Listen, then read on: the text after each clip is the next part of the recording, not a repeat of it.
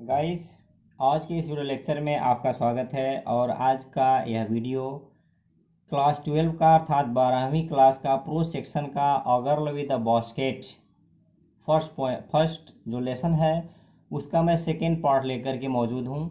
इसका first part मैंने आपको पढ़ा दिया है।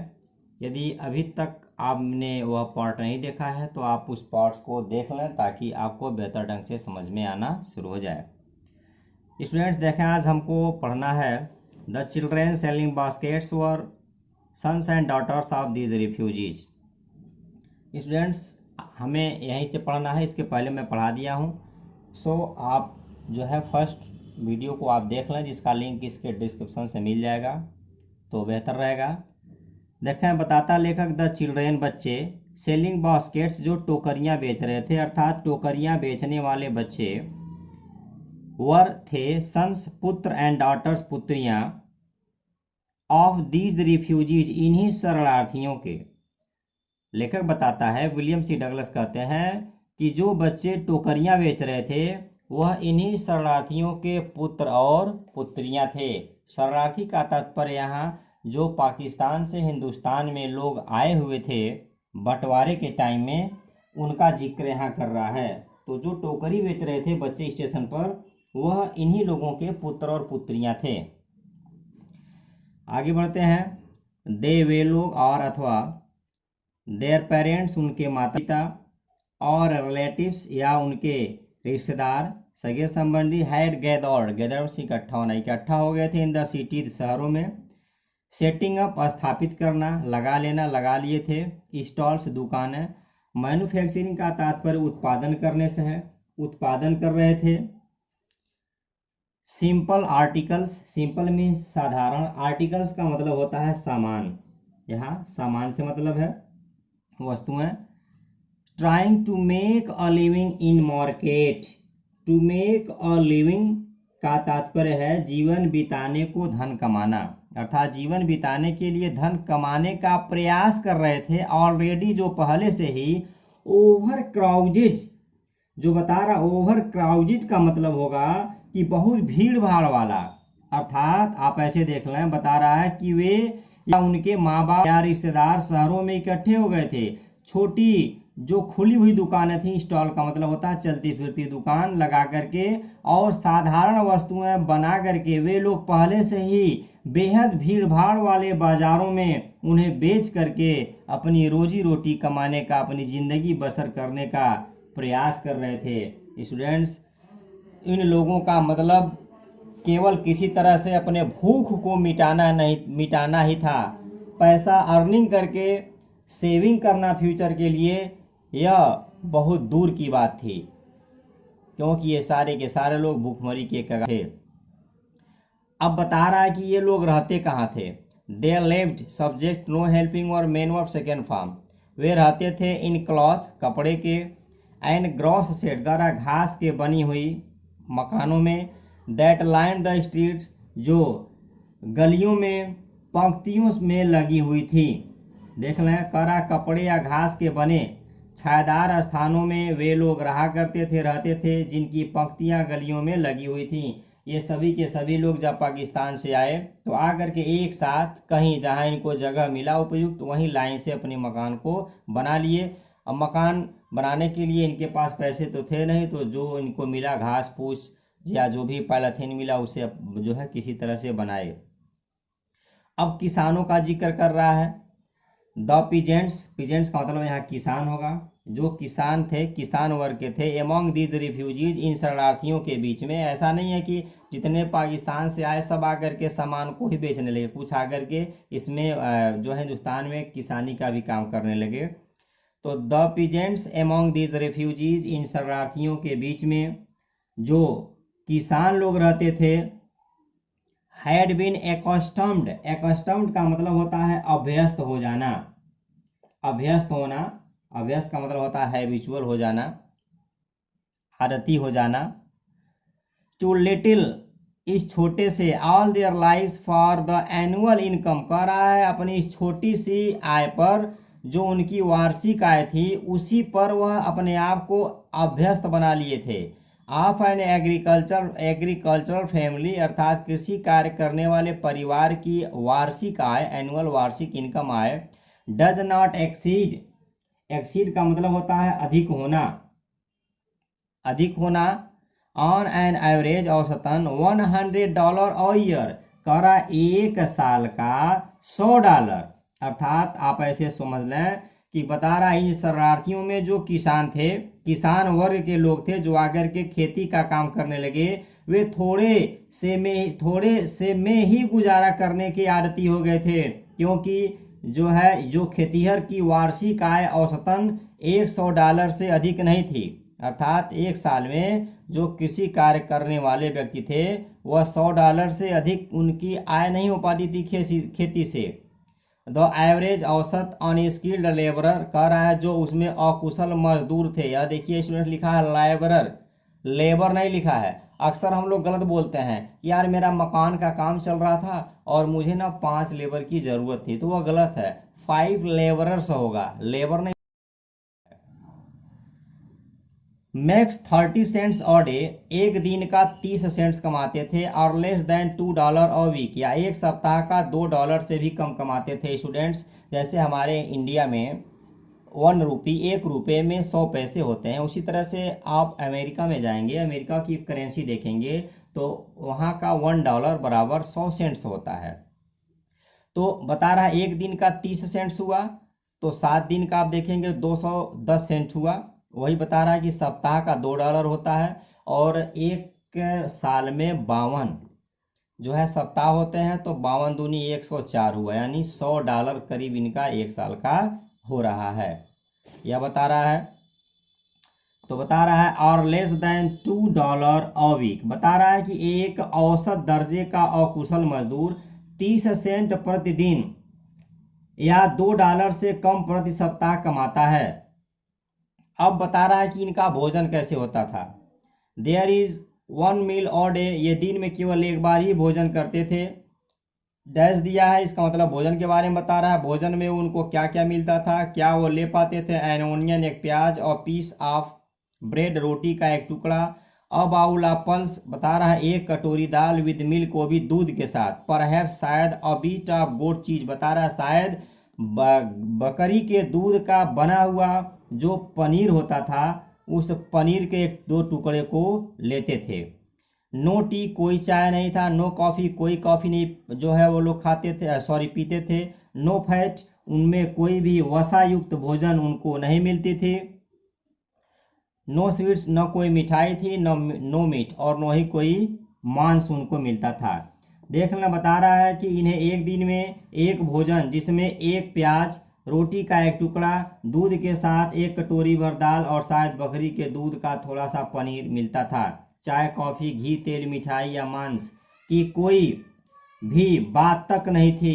स्टूडेंट्स, चूंकि लेखक एक अमेरिकन था और यह मेरा व्यक्तिगत विचार है, जहां तक मुझे लगता है कि 1950 के यदि आप समय में जाकर के अगर आप देखेंगे अपने, यदि आपके बाबा हैं उनसे आप पूछेंगे तो आपको बहुत बेहतर ढंग से बताएंगे कि उस ज़माने में इतनी अच्छी भोजन जो है हिंदुस्तान में, जो कृषि कार्य करने वाले मजदूर वर्ग के लोग थे या जो गरीब लोग थे, इस प्रकार का भोजन उनको उपलब्ध नहीं था। लेखक अपने स्तर से भारत में गरीबों का तुलना करके यह लिखा हुआ है। नेक्स्ट देखें, बताता है $100 अ ईयर, एक साल का $1, इज नॉट $2 अ वीक, बता रहा है कि एक सप्ताह का $2 भी नहीं होगा। एट, फिर भी, even that small amount is hard to earn, बता रहा है फिर भी यह छोटी सी जो मुद्रा थी यह बहुत कठिनाई से कमाते थे। बाय सेलिंग बास्केट, टोकरियां बेच करके। People too poor to buy them, बता रहा है कि ये लोग इतने गरीब थे कि वो उसको खरीद नहीं सकते थे। स्टूडेंट्स, यह सिंपल सेंटेंस में यह टू का यूज करके लिखा हुआ है। यहाँ देखें, जैसे राम इतना गरीब है कि वह एक कार नहीं खरीद सकता है, तो Ram is too poor to buy a car, तो यहाँ जो टू है इसमें subject plus can plus not लगा हुआ है। मैं इतना व्यस्त हूं कि बाहर नहीं जा सकता हूं, I am too busy to go out, इस तरह से होगा। तो क्या बता रहा है, बता रहा है कि प्रतिवर्ष $100 के हिसाब से एक सप्ताह में $2 भी नहीं होते थे। तो भी जो लोग इन टोकरियों को भी खरीदने के लिए धन नहीं रख पाते थे, कि हैसियत नहीं होती थी, उन लोगों को ये टोकरियों को बेच करके इतनी छोटी सी रकम मुद्रा कमा लेना अपने आप में बहुत बड़ी बात थी, एक कठिनाई वाली बात थी। सारे के सारे गरीब थे, जितने आए थे सब मजदूर वर्ग के ही जो है हो गए थे। तो अगर उनमें से उन्हीं के बीच का कोई टोकरियां बना करके अगर बेच रहा है तो उनके पास उसको खरीदने के पैसे ही नहीं थे, खाने के पैसे नहीं थे, तो सामान खरीदने की बात तो बहुत दूर है। दैट नो डाउट, और बता रहा है कि इसमें कोई संदेह नहीं था या निसंदेह। द रीजन, इस वजह से, दीज लिटिल चिल्ड्रेन, ये छोटे छोटे नन्हे नन्हे बच्चे, डिसेंडेड मतलब होता है टूट पड़ना, ऑन मी, मेरे ऊपर, लाइक लोकर्स, टिड्डियों की तरह से, आई, मैं, एन अमेरिकन, एक अमेरिकन, वाज, डाउटलेस, निसंदेह, द मोस्ट प्रॉमिसिंग मार्केट का मतलब होगा एक अच्छा खरीदार, अ गुड बायर, क्योंकि मैं उनके देखने में, सॉरी दे हैड सीन, वो जैसा मुझे देखे थे उनके देखने में मैं एक अमेरिकन, एक बहुत अच्छा खरीदार नजर आया। एक बार पुनः देख लें। बता रहा लेखक कि निसंदेह, यहाँ से देखना, दैट नो डाउट, बता रहा निसंदेह यही कारण था, ये छोटे छोटे बच्चे जो टोकरियां बेच रहे थे वे मेरे ऊपर टिड्डियों की भांति टूट पड़े। मैं उनके लिए एक अमेरिका का निवासी अब तक जो देखा गया था, अर्थात उन लोगों को देखने में मैं एक अमेरिकन बहुत अच्छा खरीदार लगा। उन्हें लगा कि यह स्टेशन पर कोई विदेशी आदमी है, इसके पास पैसे होंगे, हो सकता है यह टोकरियों को खरीद ले तो कुछ खाने के लिए हम लोगों के पास पैसे हो जाएंगे। नेक्स्ट पैराग्राफ पे बढ़ते हैं। ये पैराग्राफ एग्जाम की दृष्टि से इम्पॉर्टेंट है। द एवरेज अनस्किल्ड से लेकर के दे हैड सीन तक। यह लेसन जो ही समाप्त हो रहा है स्टूडेंट्स, तो ही मैं आपको इसका रेफरेंस कॉन्टेक्स्ट एक्सप्लेन कैसे लिखा जाता है बहुत ही बेहतर ढंग से मैं बताऊंगा। और मैं यह वादा करता हूं कि आप मेरे चैनल के माध्यम से आप बोर्ड एग्जाम में जाएंगे तो 100 में 100 करके आएंगे स्टूडेंट्स। नेक्स्ट देखें, लेखक को जब उन बच्चों ने घेर लिया तो लेखक खरीदा उन लोगों की टोकरियों को। आई बॉट, मैं खरीदा, सब्जेक्ट नो हेल्पिंग और may not, second form past एफिन टेंस। वन, एक टाइनी बास्केट, एक छोटी सी टोकरी। फॉर अ फ्यू, अनाज कुछ आनों का। अनदर, एक दूसरी। फ्रूट बास्केट, एक फल वाली टोकरी खरीदा। फॉर अ बिट मोर, इससे कुछ ज्यादा का। बता रहा है कि मैं एक छोटी सी टोकरी कुछ आनों में, दूसरी टोकरी फलों के लिए, इससे कुछ अधिक में मैं खरीदा। A beautiful waste paper basket, waste paper basket मतलब रद्दी कागज रखने की टोकरी खरीदा। 12 रुपये, 1 रुपये में। अ लवली स्विंग बास्केट, एक प्यारी सी सुंदर, स्विंग मतलब होता है सिलाई की टोकरी खरीदा, सिलाई बास्केट की जो है खरीदा। 12 रुपये, 1 रुपये का। अ फ्यू फैंस, कुछ पंखे खरीदे, जिसको हम हैंड फैन बोलते हैं, हाथ से हम जो है उसको नचाते हैं अगर हमारे वहाँ बिजली नहीं है, भग गया है, जिसको आप भोजपुरी में बेना कहते हैं, उसकी बात है। तो बता रहा है फॉर एन आना, एक आने का, और टू अ पैसे, बता रहा है 1 या 2 पैसे का। अब देखा स्टूडेंट्स, यहाँ कई बार एक शब्द आया है आना, मैं इसके बारे में आपको क्लियर करा दूं। आप बताइए 1 रुपये में कितना आने होते हैं? सोचिए, जल्दी सोच के बताइए। मैं आपको 10 सेकेंड का मौका दे रहा हूं।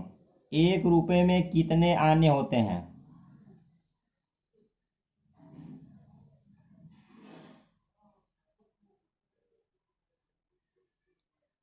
16 आने होते हैं स्टूडेंट्स। 1 रुपये में 16 आने होते हैं।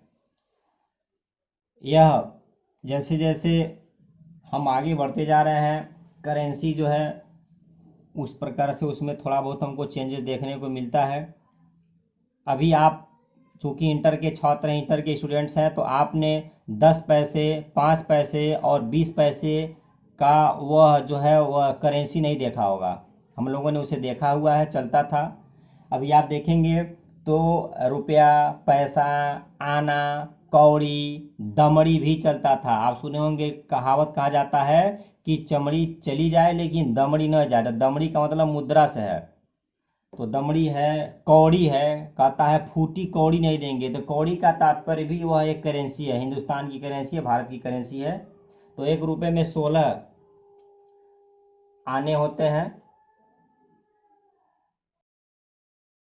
देखना क्या कहता है, मैंने एक छोटी सी टोकरी कुछ आनों में, दूसरी टोकरी फलों के लिए कुछ अधिक में, इससे अधिक में, और रद्दी कागज के लिए एक सुंदर टोकरी 1 रुपए में, सिलाई का सामान रखने के लिए एक प्यारी सी सिलाई वाली टोकरी 1 रुपए में, और एक या दो दो आने के जो है प्रति पंखे के हिसाब से मैंने थोड़े से पंखे खरीद लिया। आगे देखा क्या बताता है, माई आर्म्स और फील्ड, बता रहा है मेरी बाहें भर गईं, and I had not spend 50 cents, और मैं 50 सेंट्स भी खर्च नहीं किया था। स्टूडेंट ध्यान से आप देखें, बता रहा है कि एक छोटी सी टोकरी कुछ आनों में, दूसरी फलों की टोकरी इससे अधिक में, रद्दी कागज की सुंदर टोकरी 1 रुपए में, सिलाई वाली टोकरी फिर 1 रुपए में, और कुछ जो है एक पंखा खरीदा एक एक या दो दो आने के हिसाब से, और बता रहा है कि मैं 50 सेंट्स भी खर्च नहीं किया था। समझिएगा मैं आपको क्या बताने का प्रयास कर रहा हूं कि उस समय हमारे हिंदुस्तान की जो करेंसी थी वह कितनी हाई थी, इसका लेवल कितना था। अगर आप इस सबको काउंट कर लेंगे ना तो 5 से 6 रुपए ही होंगे, 5 से 6 रुपए के बीच में आएंगे। 5 से 6 रुपए बराबर 50 सेंट्स, तो मान लीजिए मैं 6 रुपए मान लिया, बराबर कितना हुआ 60 सेंट्स, सॉरी 100 सेंट्स। तो अर्थात उस समय एक जो है अमेरिकन डॉलर में हिंदुस्तान का 6 रुपया होता, तो सॉरी 12 रुपया होता था। और आज आप देख लें कि अमेरिका का $1 अगर है तो हिंदुस्तान में वह कितना पैसा हो रहा है। आप देखें इस तरह से हमारी करेंसी कहाँ गई। आगे बढ़ते हैं, बता रहा मैं 50 सेंट्स भी नहीं खर्च किया था। द चिल्ड्रेन पास इन, बता रहा है कि जो बच्चे इन चीज़ों को लेकर के बेच रहे थे या जो आगे बढ़ रहे थे, शाउटिंग देयर्स, वेयर्स मतलब होगा सामान, ये अपने सामानों का नाम लेकर के चिल्ला रहे थे, अपने अपने सौदों की आवाज़ लगाते हुए आगे जा रहे थे। I was a prisoner completely, prisoner means होगा कैदी, मैं पूरी तरह से कैदी बन गया, सराउंडेड घिर गया। अनेबल टू मूव, अनेबल का मतलब होता है योग्य न होना, बता रहा है कि मैं हिलने डुलने में भी सक्षम नहीं था, वहां से मैं असमर्थ हो गया, एक कैदी की तरह से बन गया था, चारों तरफ से मुझे बच्चों ने घेर लिया। आगे देखा स्टूडेंट्स, अब वह लाइन आप पढ़ने जा रहे हैं जिस लाइन के जो है वजह से ही लेखक को भारत से प्रेम हुआ। द मोस्ट, सबसे अधिक, डेलिजेंट, परिश्रमी, एग्रेसिव, आक्रामक, वेंडर, विक्रेता, वाज अ ब्यूटीफुल गर्ल, एक सुंदर बालिका थी, ऑफ 9 वर्ष की, right in front of me, वह ठीक मेरे सामने आकर के खड़ी हो गई। She had a lovely basket with handle, handle means मुठिया, बता रहा है उसके पास एक हैंडल वाली टोकरी थी। शी वांटेड और rupee and half for it, वह इसका 1 रुपया और आधा था, कितना 1.5 रुपया चाहती थी, और अथवा अबाउट 30 सेंट्स, या लगभग 30 सेंट्स चाहती थी।